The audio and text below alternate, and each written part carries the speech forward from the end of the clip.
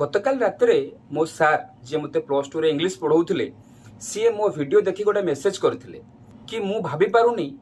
जे दिने मु कहूली आ तू शुणुलु तांकु मेसेज रो रिप्लाय देकरी कहली कि सार ये प्रशंसार समुद्र भितर एमिति किछि प्रशंसा थाए जहाकू प्रकृत में मन खोजु थाए मन रे इच्छा थाए काश एई लोकटा टिके प्रशंसा कर दियंतानी। Love you sir. बोध हुए आपण मानकर से समयर स्नेह श्रद्धा ही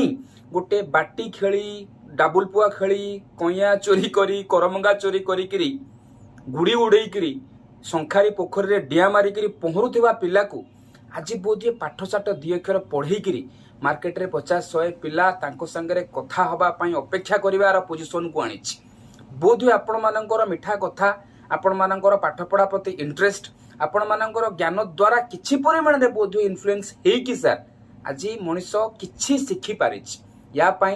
कोट ना कोटी से डीपीसी से भित्तिप्रस्तर आपण माने ही सार पकेइचंती जार फलस्वरूप आज जदि 27 वर्ष हेलाणी मु मो निजर परिचय सृष्टि करि पारिछि। आज जदि 27 वर्ष भितर मते 27टा पिला भी कहउचंती जे हां ये आमो सार